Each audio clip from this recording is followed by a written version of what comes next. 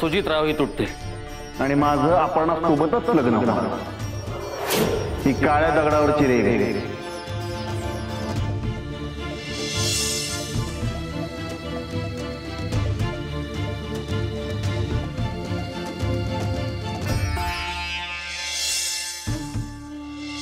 Me diploma in education केलंय आणि आता आउटसाइडहून BA करतेय. गुड, चांगलंय. आणि फक्त आज नाही, म्हणजे मी लहानपणापासून आमच्या गावात झालेली तुमची सगळी भाषणं ऐकली आहेत. You are truly an amazing person madam.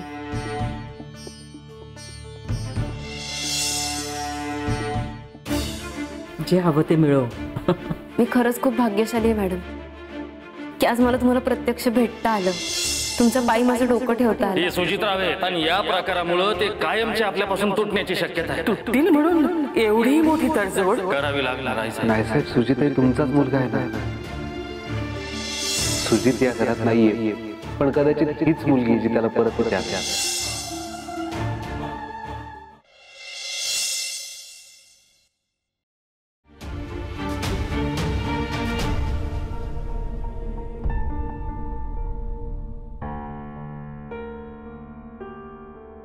आम्हाला प्रचंड भूक लागली आहे. पोहे कसे आलेत?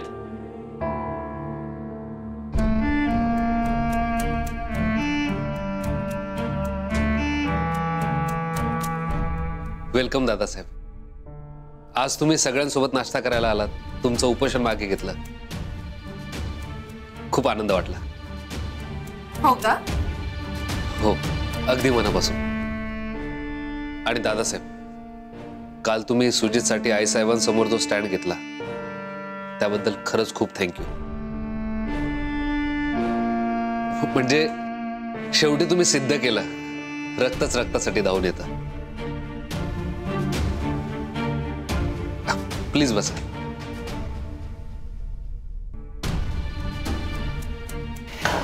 सिद्धीच्या मागे असणार बरं का आमचे हे, प्रसिद्धीच्या नाही. हा रणजित भाऊजी, नुसतं थँक्यू चालायचं नाही बरं का.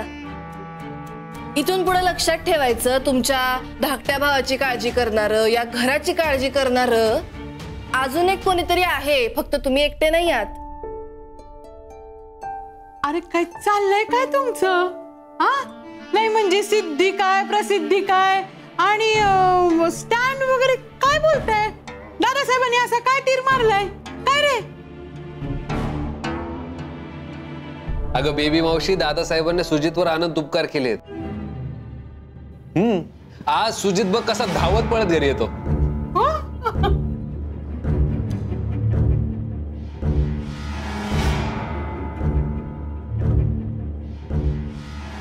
केशवराव, कुठे सगळे? आहेत ना आतमध्ये, नाश्ता करतायत सगळे. बरं, सर्वेशना भरपूर नाश्ता केला ना, आज मी पण नाश्ता करणार आहे. होय होय. सुजित भाऊजी, तुम्ही सगळ्यांसोबत नाश्ता करणार आहे? कुठं आत आहेत का? बर.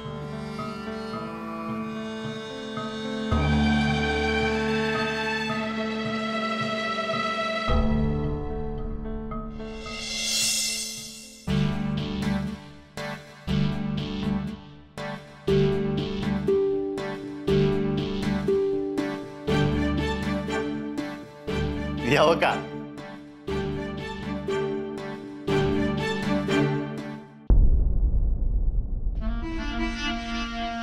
आणि सुजितरावांचं आगमन झालेलं आहे. प्रचंड टाळ्यांच्या गजरात स्वागत. आले आले नवरदेव आले आमचे. मी काय गुडघ्याला बाशिंग बाजूच असतोय ग.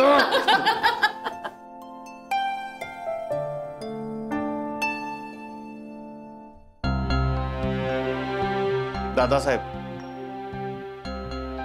आज तुम्ही आम्हाला जाणीव करून दिलीत की आम्ही तुमच्यापेक्षा किती लहान आहोत. तुमच्या करणीनं आज मन जिंकलं तुम्ही आमचं. आतापर्यंत आम्ही परक्यांना आपलं समजत होतो आणि आपल्याला परक.